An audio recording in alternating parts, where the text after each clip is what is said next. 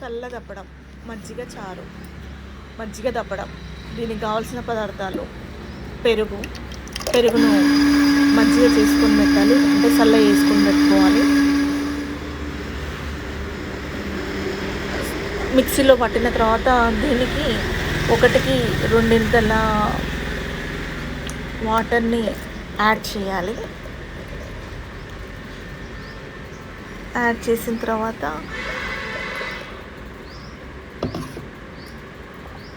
మజ్జిగ చారుకి ఒక్క పెరుగుకి 2 వాటర్ని యాడ్ చేసి పెట్టుకోవాలి.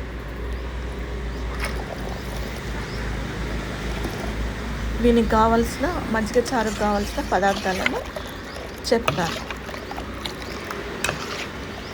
శనగపిండి, శొంఠి పొడి, జీలకర్ర, పసుపు, మిరియాల పొడి, జాగ్రత్తగా వినండి, పుదీనా, పచ్చిమిర్చి.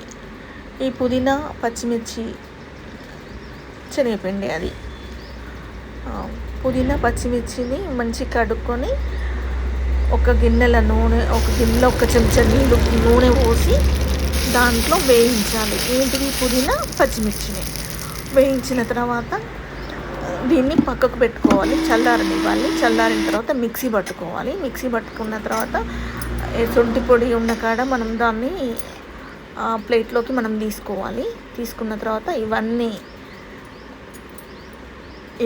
చల్లలా కలిపేసుకోవాలి. ఏదైతే చల్ల ఉందో ఆ చల్లలా కలిపేసుకోవాలి. కలుపుకున్న తర్వాత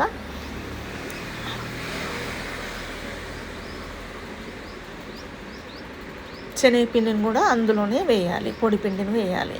శనగపిండి పొడిపిండి వేస్తే ఇట్లా ఉండలు కడుతుంది కనుక ఉండలు కట్టకుండా మనము మొత్తంగా నీట్గా అందులోకి కలిసేటట్టుగా కలిపేసేయాలి. చేతితోటి ఉండలు లేకుండా కలుపుకోవాలి, లేదా చెంచాతోటి కలుపుకోవాలి.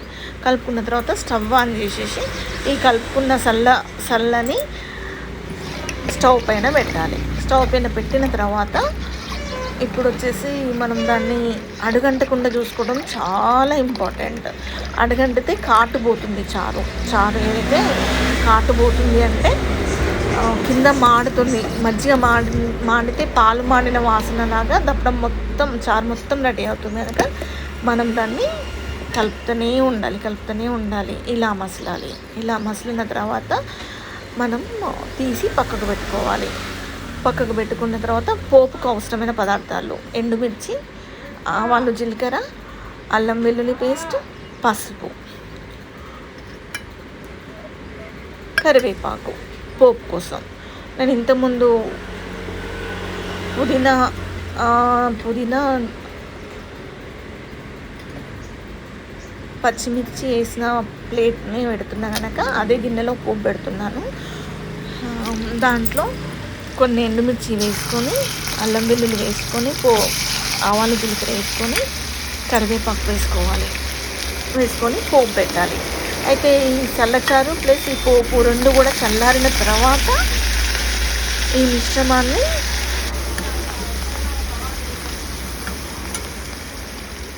మంచిగా ఇవి 2 చల్లారిన తర్వాత ఒక దాంట్లో ఈ పోపుని చల్లచారులో కలపాలి.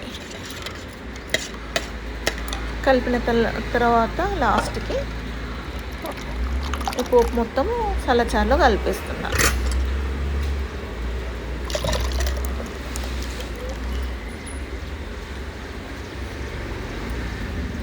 ఈ చల్లారిన దాంట్లోనే మనం ఉప్పు మనకు ఎంత పడుతుందో అంత వేసుకుంటే సరిపోతుంది. చల్ల దప్పడం రెడీ.